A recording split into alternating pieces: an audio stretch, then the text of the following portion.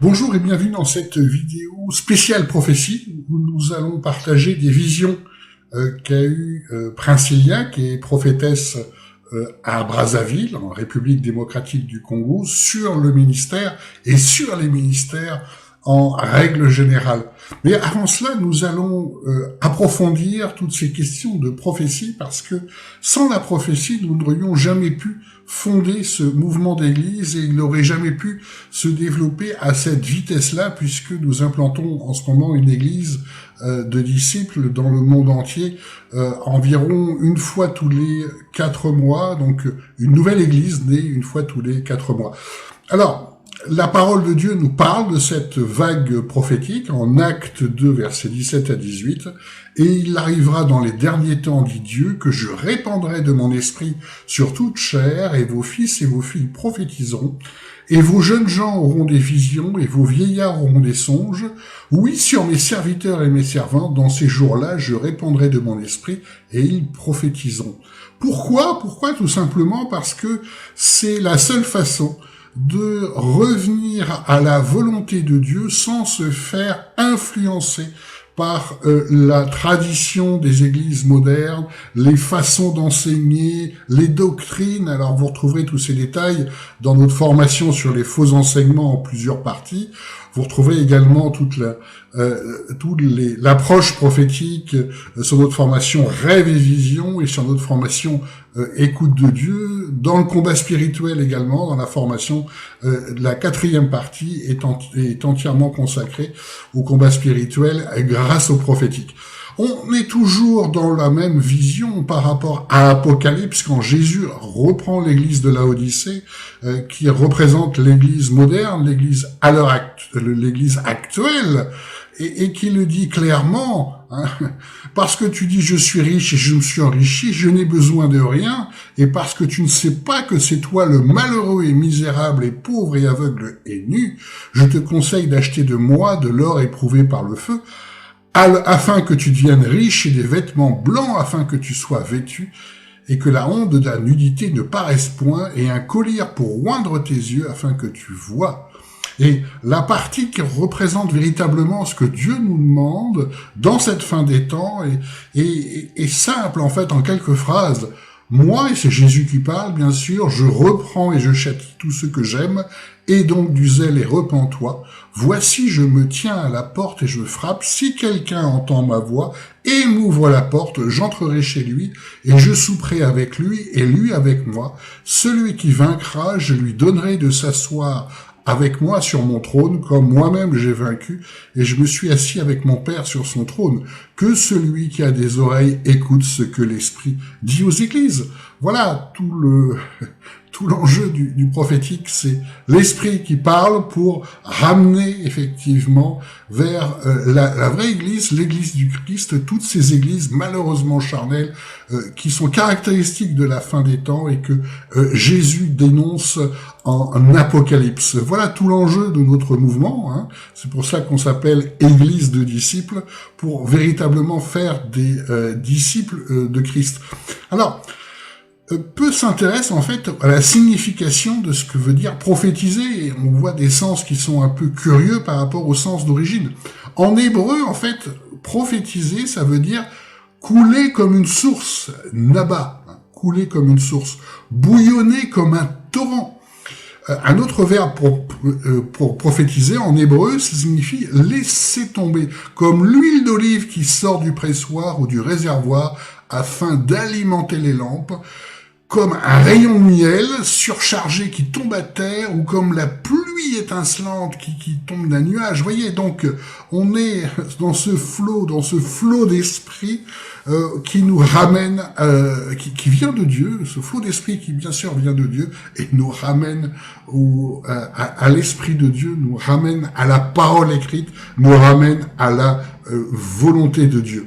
C'est pour ça que Paul, en 1 Corinthiens 14, verset 1, il le disait, recherchez la charité, l'amour, si vous préférez, désirez avec ardeur les dons spirituels, mais surtout celui de prophétiser. C'est donc le plus important dans les dons spirituels selon Paul, puisque c'est celui qui nous ramène directement à Dieu. Et vous voyez tout de suite, ça n'a rien à voir avec ce qu'on entend, on voit dans les vidéos, où ce sont juste des révélations sur les personnes, c'est une sorte des grands shows, mais ça, ce n'est qu'un tout petit aspect du prophétique, qui est utile, on va en parler tout à l'heure, mais le prophétique sert d'abord à ramener à Dieu, sert d'abord véritablement à ça. Et ce qui est triste dans toutes ces vidéos qu'on voit sur YouTube, sur ces grands shows prophétiques, c'est que malheureusement, ça ressemble très souvent à simplement un esprit de divination, des révélations sur les personnes, mais ça ne vient pas forcément de Dieu non plus. Donc c'est extrêmement complexe quand on voit ça, de bien comprendre ce que c'est que la vraie prophétie qui nous ramène véritablement à Dieu.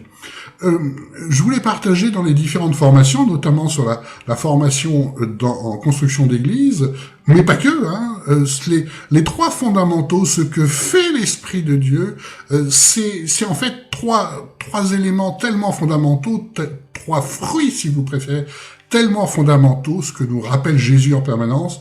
En un, l'évangélisation, rappelez le mandat missionnaire que nous donne Jésus. En deux, la charité pour les plus pauvres, ce que vous faites aux plus petits, vous le faites à Jésus.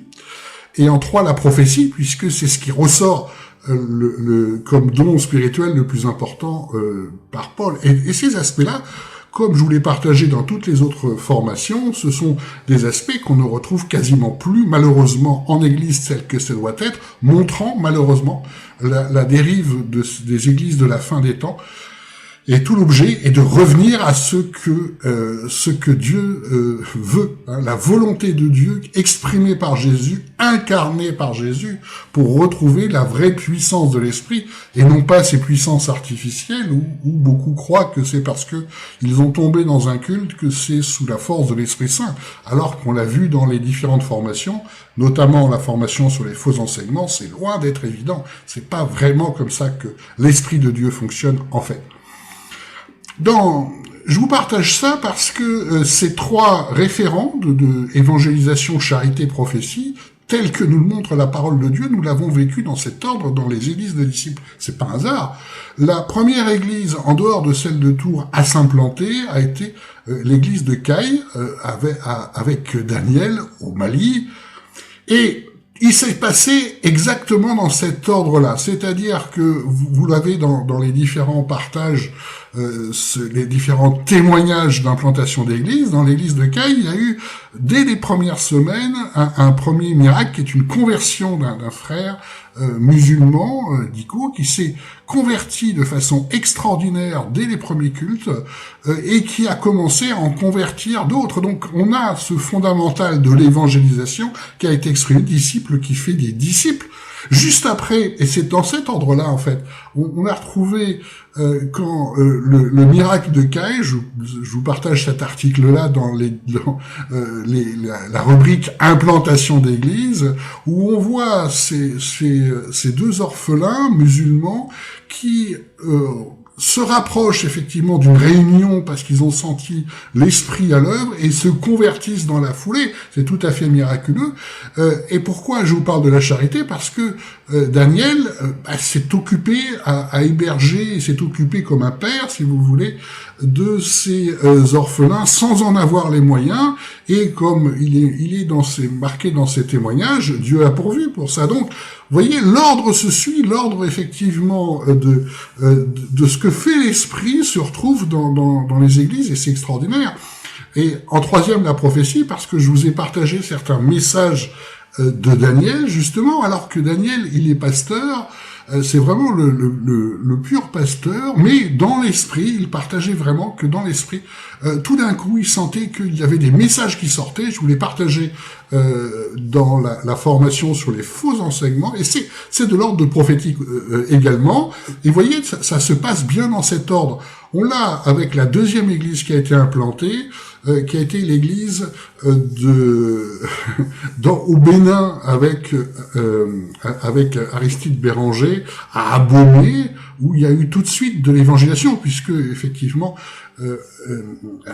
Béranger est pasteur évangéliste, et ça a été, il y a eu tout de suite, on a vu vraiment ces conversions très rapides, ces délivrances, et on a vu vraiment cette action de l'esprit à l'œuvre. Le prophétique s'est très rapidement exprimé également, puisque vous l'avez là aussi dans les différents partages. Vous voyez l'article "L'esprit souffle à Baumé", où il partage effectivement ce qu'il a comme parole de connaissance et qui porte énormément de fruits, et c'est vraiment du prophétique. Donc vous voyez, le prophétique en fait est véritablement présent dans toutes nos églises.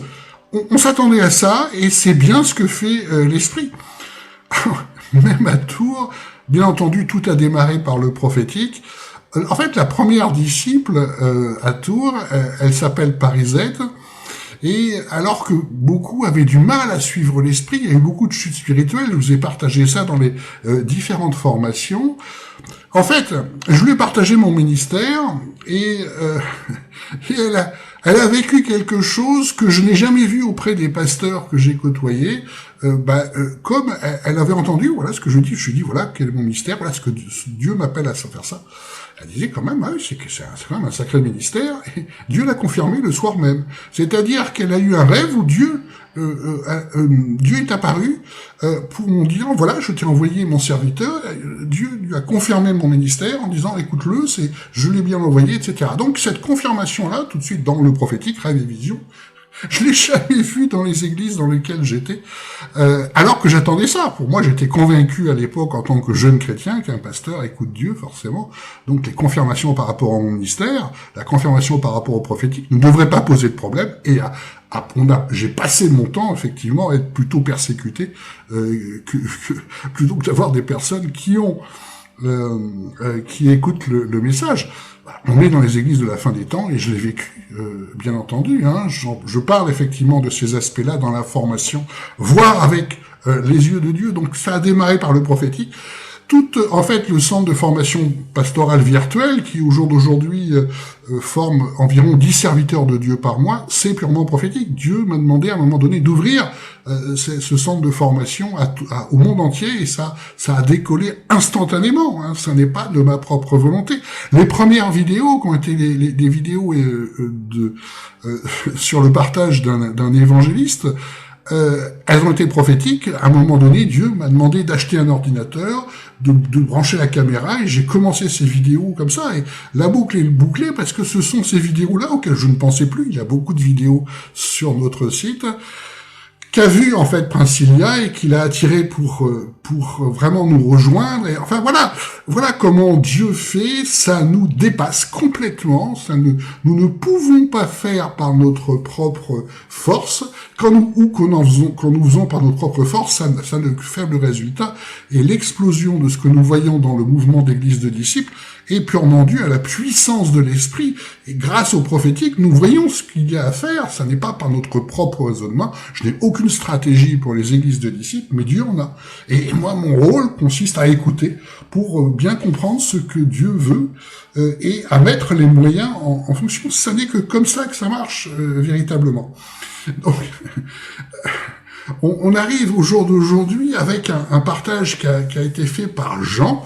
Alors Jean, il a aussi une particularité, il est pasteur-prophète, et vous avez son témoignage dans l'article de guérison miraculeuse du Covid, et où là, il fait vraiment un message, là aussi, le prophétique.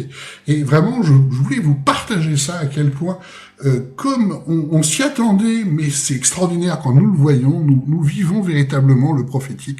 À tout moment, c'est vraiment notre guide.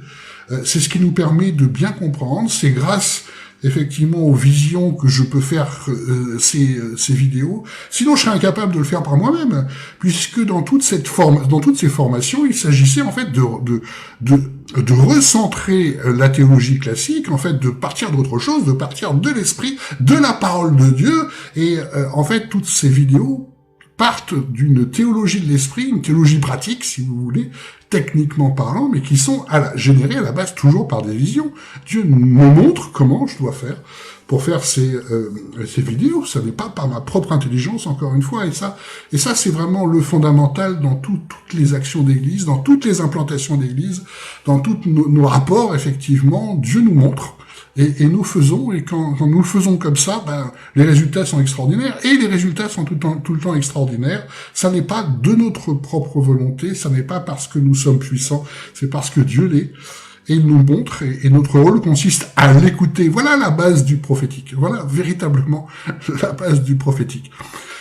Nous allons tout de suite commencer par un premier rêve, un rêve où, effectivement, Princilia vous partage ce que Dieu lui a montré au sujet de la façon de vivre le ministère. Je vous dis à tout de suite et nous allons approfondir ce que Dieu a montré par son rêve à Princilia.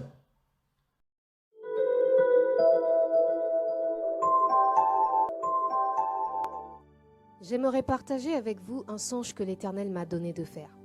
Ce songe se déroulait dans un immeuble dans lequel j'ai grandi, et cet immeuble avait la caractéristique d'être livré à des pratiques occultes. Et le Seigneur me révélait en songe tout ce qui s'y passait, mais surtout qui de nos voisins m'avait prise pour cible de sang. Et l'Éternel m'a montré avec le recul de plusieurs années que s'il n'avait pas été là pour moi, ma mère m'aurait trouvé plus d'une fois inanimée dans mon lit d'enfant, livré vraiment à l'incompréhension de cet enfant qui est resté dans son sommeil. Chaque fois que je revoyais cet immeuble en songe depuis que nous l'avions quitté, c'était toujours des songes de lutte, toujours des songes d'oppression, toujours des songes tellement difficiles à vivre que toute ma journée en aval en était gâchée. Mais ce qui était étrange avec ce songe que je suis en train de partager avec vous, c'est que l'atmosphère avait complètement changé, l'immeuble était complètement transformé, et on sentait que la main de Dieu était passée par là. Ma présence dans ce songe était expliquée par le fait que nous avions été appelés là en tant que prestataires de service, en tant que jardiniers, par une jeune fille de 7 à 10 ans environ, qui possédait un champ qui était divisé en 4 portions inégales dont il fallait prendre soin. Il fallait cultiver des plantes. Il y avait donc une main géante, mais absolument géante, dont nous ne pouvions voir que les contours, que les spectres qui travaillaient avec nous. En fait, il était impensable de parler de quelque travail que ce soit si cette main n'avait pas travaillé avant nous et si cette main n'était pas avec nous. En fait, c'était elle le leader, c'était elle qui donnait la voix, qui donnait le temps à ce travail-là.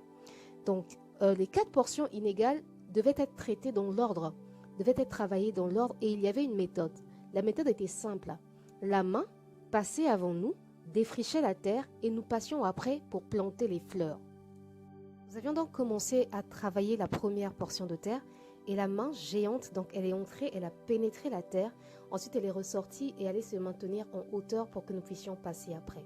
Et c'était quand même extraordinaire de voir l'avant-après le passage de cette main parce que la terre, elle était renouvelée, elle était humidifiée, elle était belle à voir et l'air était devenu plus sain. Donc l'avant-après était absolument extraordinaire à voir. Donc on a travaillé la première portion de terre, toujours dans cette méthode, toujours avec cette méthode, la première portion, la deuxième portion, la troisième portion. Arrivée à la 4e et dernière portion de terre, la jeune fille s'est rapprochée de nous pour nous faire part d'une de ses inquiétudes. Donc quand elle s'est rapprochée, je pouvais voir que son aspect avait totalement changé. C'était plus la jeune fille, la petite fille que nous avions vue, qui nous avait accueillis, mais là il s'agissait d'une jeune femme de 30 ans environ. Son aspect avait donc changé, son apparence avait évolué. Elle s'est approchée de nous pour nous faire part de son appréhension à propos de cette dernière portion de terre dont elle parlait, comme on pouvait parler d'un ami, comme on pouvait parler d'une personne, une personne qui compte, une personne pour qui on a une affection particulière. Elle disait « J'ai peur qu'il ne résiste pas. Je sais que je vous ai appelé pour ça, je sais que je vous ai fait venir pour ce travail justement, mais j'ai peur qu'il ne résiste pas. Il est malade d'une maladie chronique depuis toujours et j'ai peur que ce traitement l'achève en fait. » Et Dieu m'a donné une image pour expliquer son propos exactement. Il m'a donné l'image d'une intervention chirurgicale qui est le traitement approprié, indiqué chez une personne qui est malade, parce que tous les autres traitements à côté sont des traitements palliatifs, mais ça ne veut pas dire que la chirurgie, bien qu'elle soit indiquée, ne se fera pas sans risque. En fait, il y a des risques que la personne reste sur la table sans aucune raison en fait. Les médecins auraient bien pu observer la méthode comme il faut, ils auraient bien pu faire leur travail comme il faut, mais la personne pourrait quand même rester sur la table et c'était son appréhension à elle. Je l'ai rassurée de mes mots, je lui ai dit que tout se passerait bien, que tout allait aller bien, qu'elle avait vu de ses propres yeux le travail que la main faisait, l'avant-après passage de la main et que tout allait bien se passer avec cette 4e et dernière portion de terre. Elle a accordé son aval, mais toujours avec une petite appréhension qui demeurait. La main est donc passée et le travail, le résultat était absolument le même, il était merveilleux. Donc il n'y avait pas eu d'incident, il n'y avait pas eu de fausses notes, c'était vraiment un travail exceptionnel qui a été fait et le terrain a été revitalisé. Il était beau, il était merveilleux à voir. L'aspect global de ce champ qui avait été traité dans ces 4 portions était absolument magnifique à voir. Et ce qui était exceptionnel, c'était aussi les fleurs que nous avions plantées. Elles étaient particulières. Elles avaient des pétales translucides qui permettaient de voir le cœur des fleurs. Et leur cœur était justement fait des grains de lumière. C'était des grains parce que ça avait la taille des grains de raisin, d'un grain de raisin à peu près, mais ça revêtait la couleur du soleil, ça portait la couleur du soleil. Et donc nous avions planté ça sur l'ensemble du terrain. Et donc les 4 portions réunies, ça donnait vraiment un rendu extraordinaire, absolument fabuleux et absolument magnifique à voir. Bien, après ce très beau rêve qu'a reçu Princilia, nous allons maintenant voir pourquoi en fait elle a reçu ce rêve. C'est tout simplement parce que Dieu la forme au ministère, et nous allons beaucoup parler du ministère pastoral, parce qu'en fait, une prophétesse ou un prophète est également pasteur. Pasteur, c'est un terme générique en fait, hein, et ce n'est pas un hasard si le terme de pasteur n'apparaît qu'une seule fois dans le Nouveau Testament. Pourquoi ? Parce que Jésus savait ce qui allait se passer, on verrait des pasteurs partout, et on oublie que le vrai bon pasteur c'est Jésus, que le vrai bon pasteur c'est l'esprit en nous, et que le travail ne consiste pas à faire comme les hommes font, comme le pasteur pense, mais comme le vrai bon pasteur qui est Jésus qui nous a laissé l'esprit, nous guide. Voilà tout notre travail. Est effectivement très clair dans la parole de Dieu, en Éphésiens 4, versets 11 à 13, jusqu'à que nous soyons tous parvenus à l'unité de la foi. C'est l'objectif des 5 ministères, apôtres, prophètes, évangélistes, pasteurs et docteurs, de la connaissance du Fils de Dieu à l'état d'homme fait, à la mesure de la stature parfaite de Christ. Donc l'objectif du ministère, c'est de faire grandir Christ en chacun pour que ce soit vraiment Christ qui guide. Et on verra tout à l'heure un rêve très clair qu'a reçu Princilia justement sur ce sujet-là. C'est tellement important que chaque serviteur de Dieu ait des confirmations de son ministère. Dieu lui montre, Dieu lui parle, pour, encore une fois, que ça ne soit pas une volonté humaine, ça n'est pas moi qui dis, certainement pas.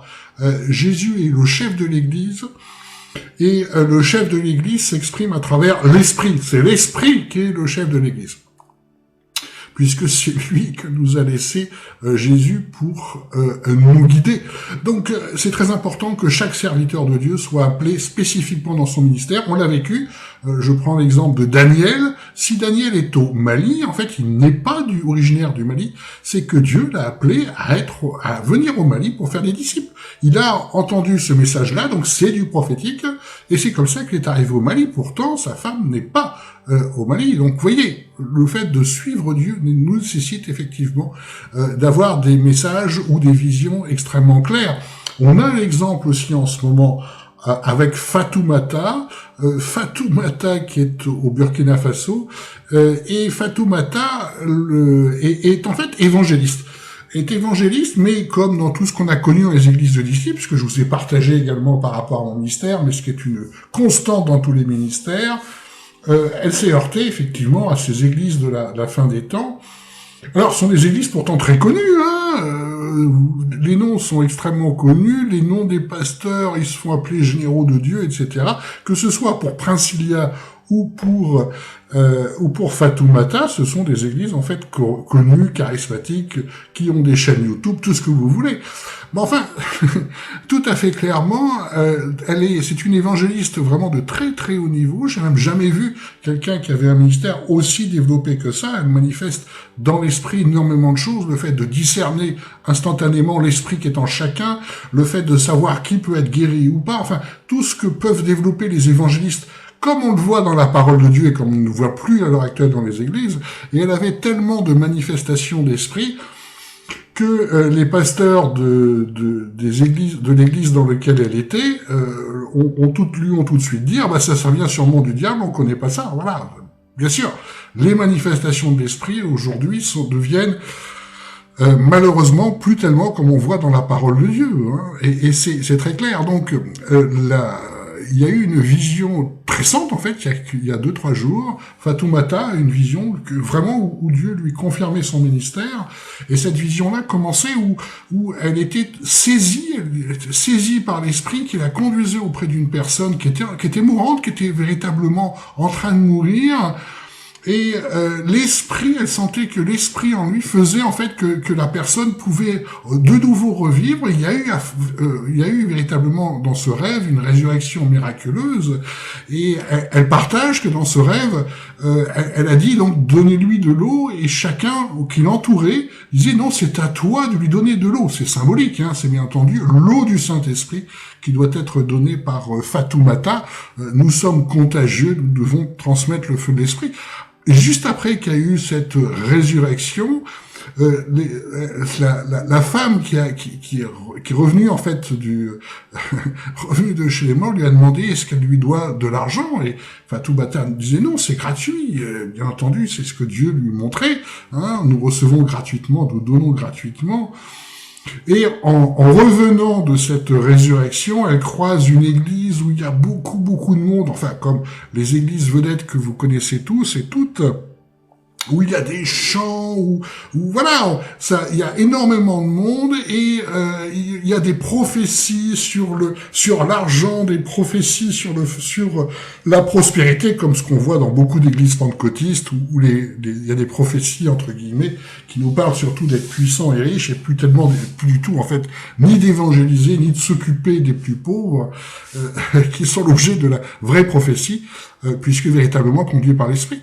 Et pourquoi Dieu lui montrait ça? Lui montrait en fait un autre aspect de son ministère qui est, bien qu'évangéliste, aussi un aspect prophétique de combattre les faux enseignements qui pullulent au jour d'aujourd'hui dans les églises. Voilà pourquoi Princilia reçoit ce rêve. Dieu la forme.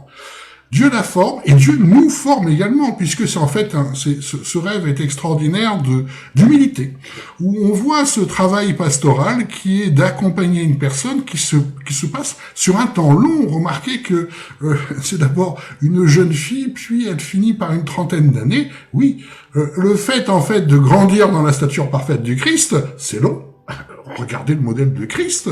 Christ, on n'a que très peu de passages sur sa jeunesse. Il a vraiment exprimé son ministère dans la trentaine, vous voyez.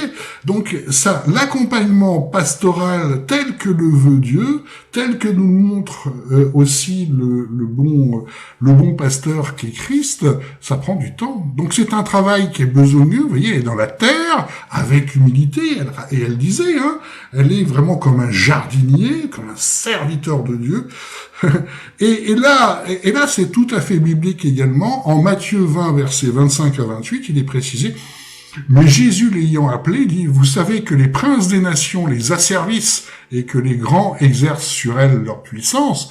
Il n'en sera pas ainsi parmi vous. Au contraire, quiconque voudra être grand parmi vous sera votre serviteur, et quiconque voudra être le premier parmi vous sera votre esclave. De même que le Fils de l'homme n'est pas venu pour être servi, mais pour servir et donner sa vie en rançon pour plusieurs. Et c'est vrai que à travers ce rêve, Dieu nous reprend sur tout ce que nous voyons dans ces vidéos YouTube, où on a tous l'habitude d'un pasteur vedette qui parle avec un beau costume devant des centaines et des milliers de personnes, alors que Jésus nous montre l'inverse. Jésus nous montre l'exemple de celui qui va qui va servir de celui qui va nettoyer les pieds des disciples. Nous ne voyons plus ça du tout dans les églises, bien entendu. C'est de plus en plus, malheureusement, ce n'est plus Christ qui est la vedette qui devrait l'être, l'esprit, mais l'homme devient une vedette, montre sa puissance. Il y a toujours des mouvements de caméra pour montrer les centaines, les milliers de personnes qui écoutent. Mais ça n'a aucune valeur par rapport à Dieu, parce que Jésus nous montre l'exemple de l'indifférence par rapport à la foule, à tel point qu'il leur parlait en parabole pour ne pas qu'ils comprennent. Parce qu'il savait parfaitement que la foule ne venait que pour les miracles, comme aujourd'hui, malheureusement dans beaucoup d'églises. Beaucoup viennent pourquoi ? Pour avoir des miracles, pour avoir des bienfaits, pour avoir de l'argent, pour être bien, pour avoir de la puissance, mais pas pour Dieu. Et avec Jésus a connu la même chose, et Jésus ne parlait à peine à la foule. Encore une fois, il leur parlait en parabole pour ne pas qu'ils comprennent. Voilà ce que fait le vrai bon pasteur.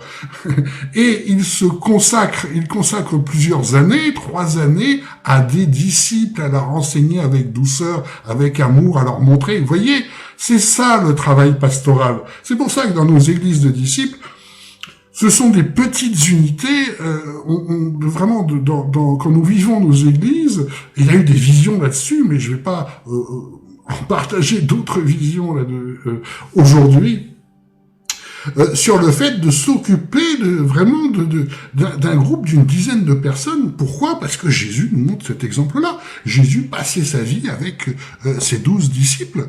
Donc le modèle que nous voyons aujourd'hui de ces vedettes qui s'occupent de centaines et de centaines de personnes, moi je dis toujours la même chose, mais quel rapport avec le ministère de pasteur? Que nous montre la parole de Dieu? Que veut Dieu? Ça n'est plus ça, ce sont des conférenciers, des managers, ce que vous voulez, mais le travail de pasteur, ça n'est pas ça. Le travail de pasteur, c'est exactement la vision qu'a eu Prince Ilia, c'est ce travail besogneux d'attendre que l'esprit, par la main de Dieu, ait fait le travail et de continuer à faire grandir la personne, à cultiver cette bonne terre pour qu'enfin les fruits apparaissent. Les fruits, ces fleurs de lumière, qui sont les fruits de l'esprit. Vous voyez, comme ce travail est un travail dans l'ombre, est un travail d'heure, un travail d'amour et un travail d'humilité, à l'opposé de tous ceux qui se font appeler généraux de Dieu. Ça n'est pas ça du tout, véritablement, le travail pastoral que veut Dieu. C'est pour ça que ces rêves sont tellement importants, sont tellement fondamentaux. On a cette notion de main en acte, de main de Dieu qui fait tout le travail, en acte 11, versets 20 à 21, mais quelques-uns d'entre eux étaient des hommes de Chypre et de Cyrène qui étaient venus à Antioche, parlèrent aussi aux Grecs, annonçant le Seigneur Jésus. Et la main du Seigneur était avec eux, et un grand nombre ayant cru se convertirent au Seigneur. C'est la main de Dieu qui fait le travail, ça n'est pas nous. Nous suivons ce que l'Esprit nous demande de faire, ça n'est certainement pas nous qui font le travail. Si nous faisons par notre propre chair, il n'y aura pas de fruits. Malheureusement, ce que nous voyons de plus en plus, c'est quelque chose de malheureusement très charnel. Le travail de l'esprit, ça n'est pas cela. Donc vous voyez à quel point ce rêve nous reprend sur le vrai travail pastoral tel que le veut Dieu, et nous allons écouter un autre rêve qui est encore plus clair sur ce sujet-là. À tout de suite. Je voudrais partager avec vous un songe que l'Éternel m'a donné de faire. Dans ce songe, j'étais avec un frère qui m'est très proche, et nous étions dans une plaine, il faisait nuit, et nous attendions une personne qui devait nous rejoindre. L'attente était plus ou moins longue, et nous nous sommes assis autour d'un feu de bois, d'un feu de camp. Nous étions l'un en face de l'autre. La personne que nous attendions est finalement arrivée, et il s'agissait de Jésus-Christ. Ce que je percevais de Jésus, qui s'était assis en face de nous et qui nous enseignait, c'est qu'il y avait une paix qui émanait de lui, qu'il y avait vraiment une paix qui rayonnait, mais pas que ça. Je ressentais surtout, ce qui était vraiment très prononcé, c'était cette posture de maître, d'enseignant, de rabbi. Malheureusement, moi, j'entendais absolument rien de tout ce qu'il disait. Quand il enseignait, il y avait quelque chose de merveilleux qui a commencé à se produire en moi. Dans mon côté gauche, en fait, il s'est allumé une lumière. Il s'est allumé une lumière qui ressemblait au feu qui était en face de nous. dans ce corps que j'étais, il y avait cette lumière qui s'allumait de mon côté gauche et qui a commencé à me traverser pour aller vers mon côté droit. Et ce qui était encore plus merveilleux, c'est que ça traversait non seulement mon corps, mais ça a quitté mon corps. Cette lumière a quitté mon corps et a commencé de la même façon à traverser aussi mon frère qui était à côté de moi, avec qui nous étions côte à côte, justement. Et donc, ça m'a illuminé et ça a commencé à l'illuminer lui à son tour. Tout ça, c'était pendant l'enseignement de Jésus. Et lorsque Jésus a terminé son enseignement, il s'est levé, il est parti. Et nous avons fait de même. Nous sommes levés, nous sommes partis. Dieu a envoyé ce rêve à Princilia pour lui expliquer ce qu'elle devait faire parce que cela faisait plusieurs fois où elle avait des rêves par rapport à un frère qu'elle connaissait. Mais elle ne savait pas comment l'aborder parce que en fait Dieu lui demandait d'aller l'accompagner, d'aller effectuer notamment une délivrance et tout l'accompagnement qui va avec. Mais donc c'est bien un accompagnement pastoral si vous voulez, mais comme Princilia débute, Dieu lui montre comment elle doit le faire. Et ce qui est extraordinaire dans ce rêve, c'est que nous voyons bien que le ministère pastoral est bien le fait d'amener la personne à Jésus. Dans son rêve, Princilia n'entend pas ce que dit Jésus parce que l'objectif est d'amener la personne à Jésus, c'est-à-dire de façon très claire, de faire grandir encore une fois Christ en lui pour qu'il soit guidé par l'Esprit. Voilà. Donc, vous voyez, là aussi, il y a beaucoup d'humilité.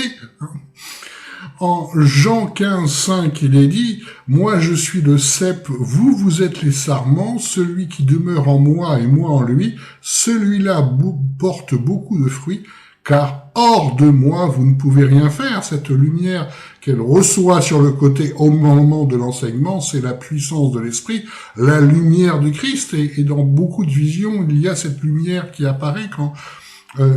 pour, par exemple, les formations, régulièrement, je vois la lumière que je dois répandre à travers cette formation, c'est-à-dire que nous répandons la lumière de Christ, et c'est aussi une des visions que je reçois le plus quand quelqu'un nous contacte pour faire partie de notre mouvement.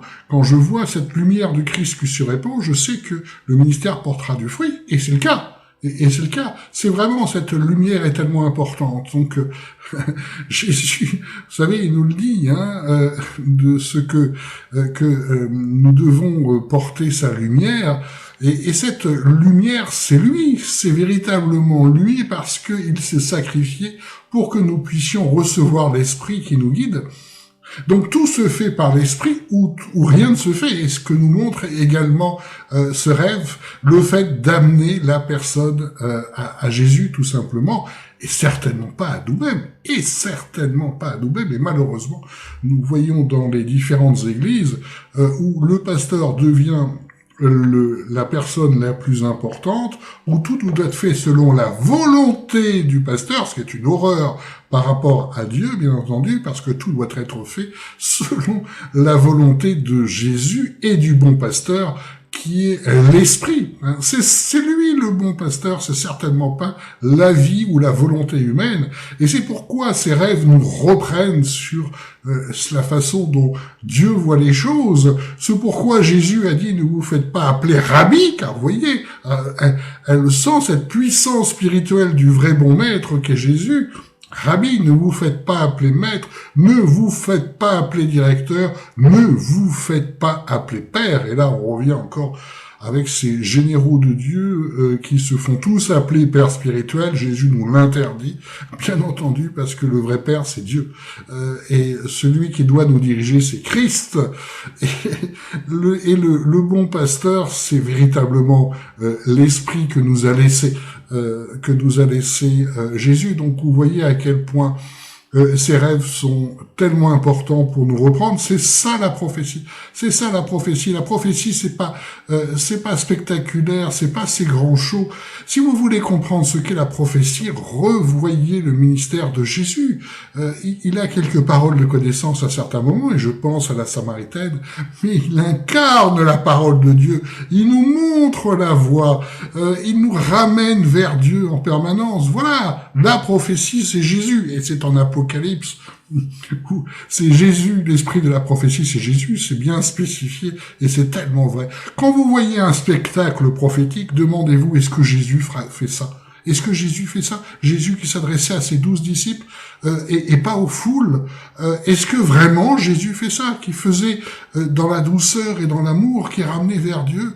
Et vous allez comparer véritablement le vrai prophétique avec Jésus, du prophétique entre guillemets que vous allez voir dans ces églises. Et malheureusement, je pense à toutes ces fameuses déclarations prophétiques où nous déclarons que nous allons être très puissants, qu'il va se passer plein d'autres choses, que nous sommes loin de l'enseignement de Jésus, et tous ces rêves nous ramènent à cela.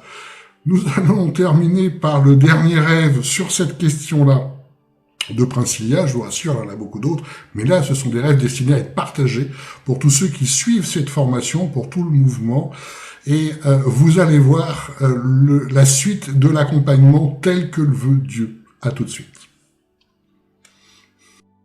Nous allons continuer notre chemin avec mon frère. On va se retrouver dans une fosse. C'est une fosse dans laquelle nous ne sommes pas tombés, mais dans laquelle nous nous sommes retrouvés. Et on va trouver dans cette fosse d'autres personnes qui avaient les mêmes vêtements que nous, des vêtements blancs. Et le seul moyen de sortir de cette fosse, c'était par le haut. Cette fosse avait des caractéristiques particulières, c'est-à-dire qu'elle était assez large pour contenir 4 à 5 personnes, voire 6. Pour en sortir, il fallait monter, il fallait trouver un moyen de monter, mais les pentes étaient toutes boueuses. Donc il y avait de la boue au niveau des pentes, mais aussi il y avait de la boue partout. Les parois de cette fosse-là étaient recouvertes de crevasses. Donc le moyen que nous avions trouvé de sortir de cette fosse, fallait qu'on travaille ensemble en fait.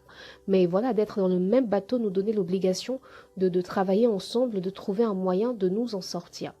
Déjà pour ne pas se salir et pour faciliter notre sortie, on a enlevé nos vêtements blancs, on les a mis autour de nos ceintures. Donc on a ceint nos ceintures de nos vêtements blancs et on s'organisait de sorte qu'on allait faire une courte échelle pour pouvoir sortir de la fosse. Mais c'était très difficile comme travail, très pénible comme travail, parce que chaque fois que mon frère avec qui j'étais, parce que moi je faisais la courte échelle pour que lui puisse monter, chaque fois qu'il essayait de trouver un appui sur les parois de la fosse, ça marchait pas. La boue était telle que tout glissait et il retombait, donc c'était véritablement difficile de pouvoir sortir de cette fosse. Remarquez dans ce dernier rêve où cette fosse montre à quel point en fait nous avons du mal à nous débarrasser de la façon charnelle de faire. Il est dit dans la parole de Dieu en Éphésiens 5:8, car autrefois vous étiez ténèbres, mais à présent vous êtes lumière dans le Seigneur, marchez comme des enfants de lumière.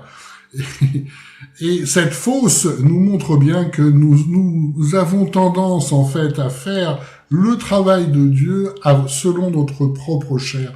Remarquez également que chacun a une robe blanche, une tunique blanche, en fait celui qui doit être enseigné, hein, et il l'enlève, c'est-à-dire qu'ils sont plus enseignés par Dieu, enseignés par l'esprit, conduits par l'esprit, mais ils se conduisent dans la chair et ils n'arrivent pas à sortir de cette fosse.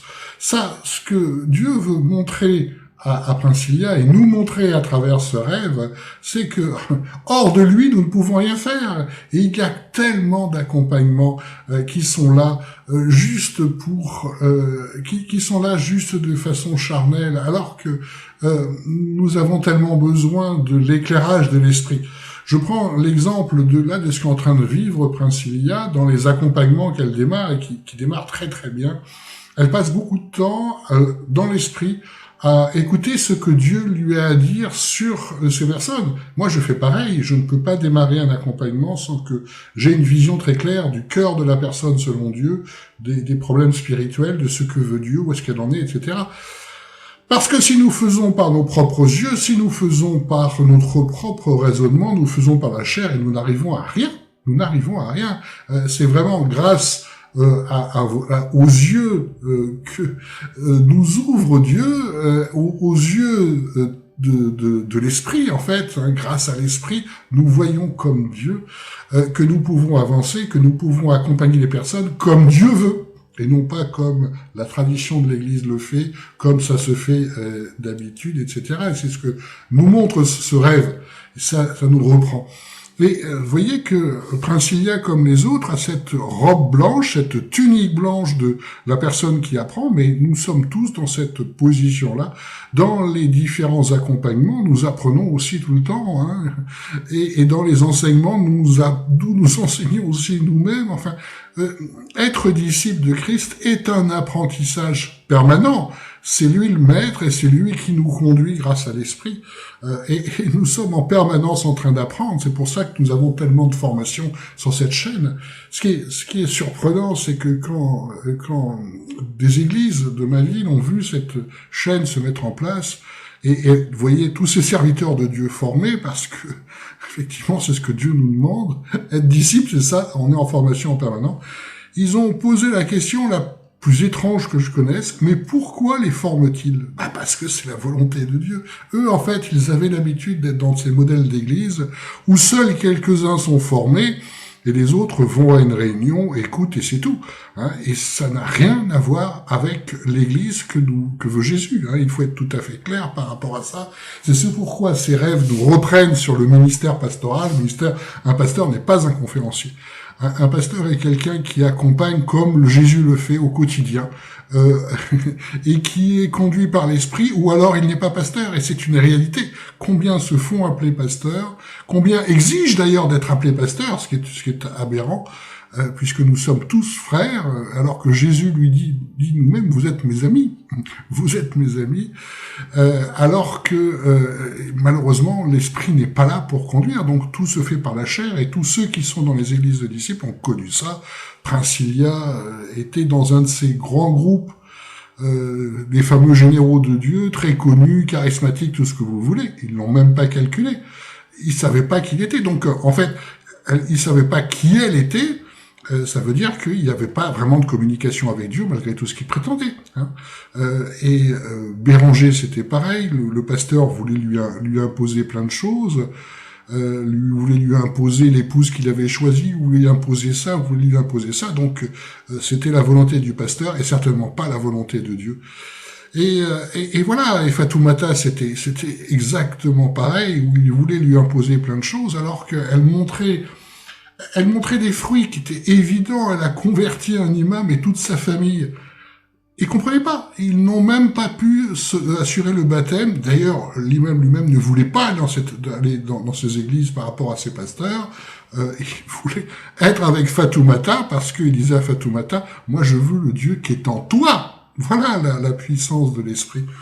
Donc, nous sommes réellement dans ces églises de la fin des temps. C'est pourquoi ces rêves sont tellement importants pour nous reprendre, pour nous montrer ce qu'est le vrai pasteur. Le vrai pasteur n'a rien à voir avec ces personnes médiatiques auxquelles on doit suivre chacun, obéir sans aucune contestation tout ce qu'ils disent. Non, Dieu ne nous montre pas ça. Le vrai travail pastoral est un travail d'humilité, est un travail d'amour, est un travail où nous faisons, où nous sommes guidés par l'esprit, où nous ne faisons pas. Hein. C'est vraiment ce que nous montrent ces trois rêves. Donc nous devons véritablement revenir dans ce modèle d'église, le modèle d'église tel que nous le voyons dans les Nouveaux Testaments, où ce sont des vraies communautés d'amour, où ils se préoccupent pas de faire véritablement le culte le dimanche, qui est une invention assez moderne en fait, mais le vrai culte, comme nous dit la parole de Dieu, c'est le sacrifice vivant du corps tous les jours. C'est le culte avec Dieu, c'est tous les jours, c'est pas juste une réunion par semaine. Le vrai culte que nous rendons à Dieu, c'est d'être rempli par l'esprit, de transmettre le feu de l'esprit et suivre la volonté de Dieu. C'est vraiment être dans ce modèle de Jésus qui passe 3 ans à former 12 disciples. Ces 12 disciples ont donné lieu à l'ensemble des églises actuelles et ont porté du fruit. Et nous devons tout le temps être préoccupés par le fait que chacun soit rempli d'esprit, d'où le fait d'être très interactif. Voyez, Elle est avec les différentes personnes qu'elle accompagne, elle n'a pas une position plus élevée, au contraire, elle a une position d'humilité, et c'est ça. Et nous, c'est vraiment l'esprit qui nous pousse, c'est vraiment Dieu qui nous montre les choses, et nous devons tout le temps avoir les yeux fixés sur le modèle de Jésus, et certainement pas les modèles des églises modernes que Jésus dénonce en Apocalypse. Écoutons tous ces rêves, tous ces messages, toutes ces visions, parce que Dieu nous parle justement, parce que nous sommes dans la fin des temps. Dieu nous parle justement pour nous reprendre, pour que nous suivions sa volonté, que nous soyons parmi les sauvés, que nous en sauvions d'autres, que nous puissions nous diriger vers la Nouvelle Jérusalem avec ce renouvellement de l'esprit, avec cette conduite de l'esprit permanent qui nous conduit aux œuvres qu'il a décidées d'avance et non pas aux œuvres qui nous semblent pratiques et utiles.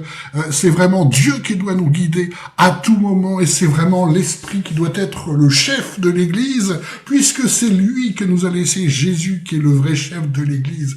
Écoutons tous ces messages, écoutons toutes ces visions, replongeons-nous dans la parole de Dieu et écoutons l'esprit.